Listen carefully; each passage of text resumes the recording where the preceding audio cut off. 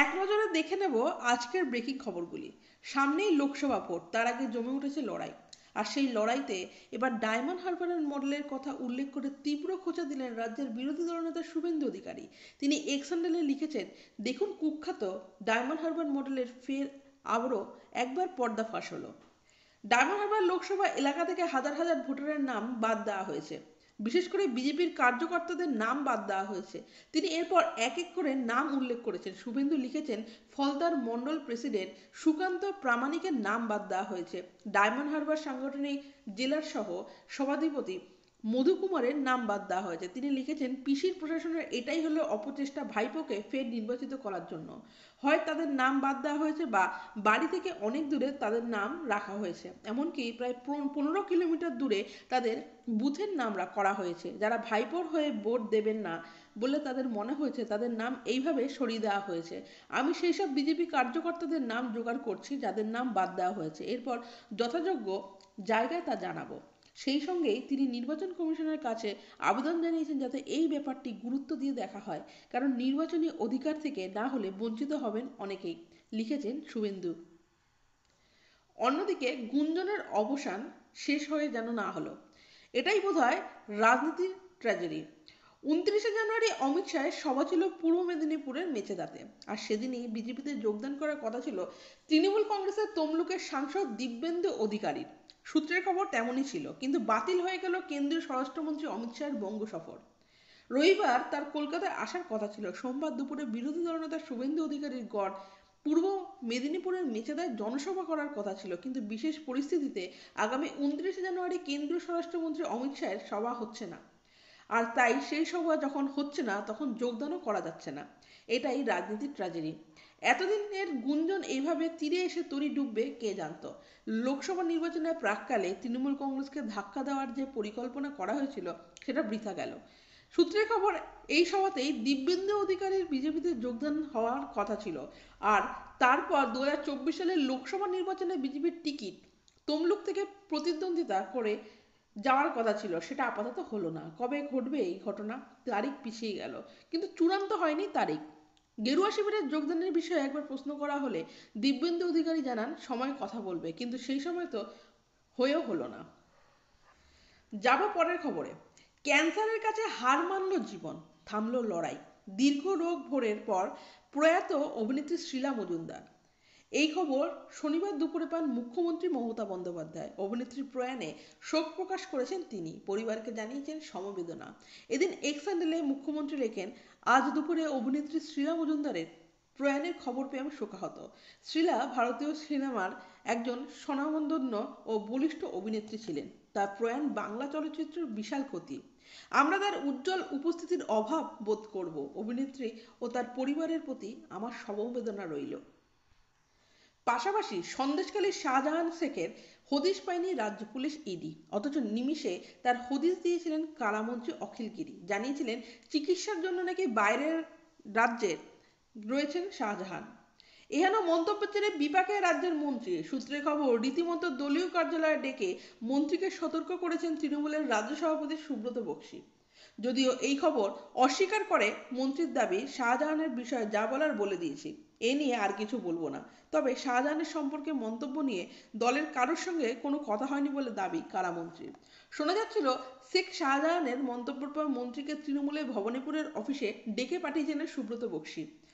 শনিবারই বাকি তাকে সতর্ক করা হয়, কিন্তু এই কথা মানতে নারাজ মন্ত্রী। তার কথা, শাহজাহান নিয়ে মন্তব্য প্রসঙ্গে আমাকে দলের কেউ কিছু বলেনি, দলের কারোর সঙ্গে আমার কোনো কথাই হয়নি। কয়েকদিন আগে কাজের সূত্রে তিনি দলীয় কার্যালয়ে গিয়েছিলেন বলে খবর। সন্দেশখালীর তৃণমূল নেতা শেখ শাহজাহান এখন কোথায়, ইডি দুবার তার বাড়ি এলাকায় তল্লাশি চালিয়েও কোনো হদিশ পায়নি। এ নিয়ে যখন প্রশ্ন উঠেছিল তখনই শেখ শাহজাহানকে নিয়ে বিস্ফোরক মন্তব্য করেছিলেন রাজ্যের কারামন্ত্রী অখিল গিরি। চিকিৎসার জন্য শেখ শাহজাহান রাজ্যের বাইরে গিয়েছিলেন। লদিয়ার রাজ্য সরকারের শ্রম দপ্তর আয়োজিত শ্রমিক মেলায় এসে এমনই দাবি করেছিলেন মন্ত্রী। বলেছিলেন শাহজাহান চিকিৎসার জন্য বাইরে গেছেন, কোথায় আছে জানা নেই, উনি অসুস্থ ছিলেন, বাইরে গেছেন চিকিৎসার জন্য, কোথায় গেছে সেটা আমি জানি না, তবে নিশ্চিতভাবে পশ্চিমবঙ্গের মধ্যে নেই, বাইরে কোথাও আছেন। এরপর থেকে জল ঘোলা শুরু হয়েছিল। বিষয়টি নিয়ে আরও কোনো শব্দ খরচ করতে চাননি মন্ত্রী। অখিলগিরি এইভাবেই বিতর্কে ইতি টানার চেষ্টা করলেন বলে মনে করছে রাজনৈতিক মহল। দেখব পরের খবর। শেখ শাহজাহানকে এখনো খুঁজে পাওয়া যায়নি। প্রায় 1 মাস হতে চলল সন্দেশখালী তৃণমূল কংগ্রেস নেতা এখনো অধরা। এই নিয়ে রাজ্যপাল থেকে শুরু করে বিরোধী নেতারা কড়া মন্তব্য করে চলেছেন। হাইকোর্টে তাকে খুঁজে বের করতে সিট গঠন করেও লাভ হয়নি। এমনকি দ্বিতীয়বার ইডি অফিসাররা সন্দেশখালীতে তৃণমূল কংগ্রেস নেতার বাড়ি গিয়ে তালা ভেঙেও কিছু পাননি।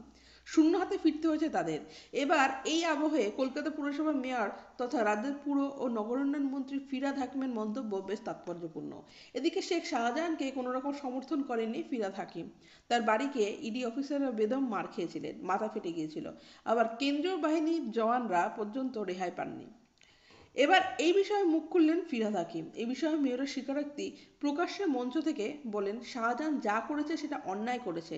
22 দিন পেরিয়ে গেছে, এখনো খোঁজ নেই শেখ শাহজাহানের। তার মধ্যে এবার ফিরহাদ হাকিমের এমন মন্তব্য জোর চর্চা শুরু হয়েছে। তবে এই প্রথম রাজ্যের কোনো বড় মাপের মন্ত্রী প্রকাশ্যে মন্তব্য করলেন। অন্যদিকে শেখ শাহজাহানের জন্য তৃণমূল কংগ্রেসের ভাবমূর্তি খারাপ হয়েছে, তাই এবার সমর্থন করার পরিবর্তে বিরোধিতা করলেন ফিরহাদ হাকিম। লোকসভা নির্বাচনের প্রাক্কালে শেখ শাহজাহানের পাশ থেকে সরে যাওয়া ড্যামেজ কন্ট্রোলের লক্ষণ বলে মনে করা হচ্ছে। যদিও এই ঘটনার পর দলের রাজ্য সাধারণ সম্পাদক কুণাল ঘোষ আগে ইডি সিবিআই ভিন রাজ্যে আক্রান্ত হওয়ার তথ্য তুলে এনেছিলেন।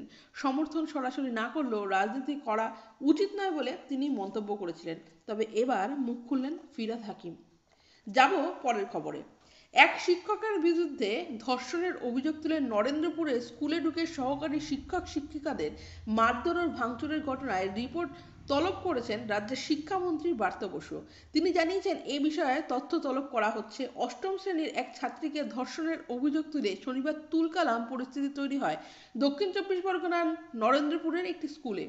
অভিযোগ, জনকয়েক লোক স্কুলের ভেতরে ঢুকে তাণ্ডব চালান। শিক্ষক শিক্ষিকারা প্রহত হন।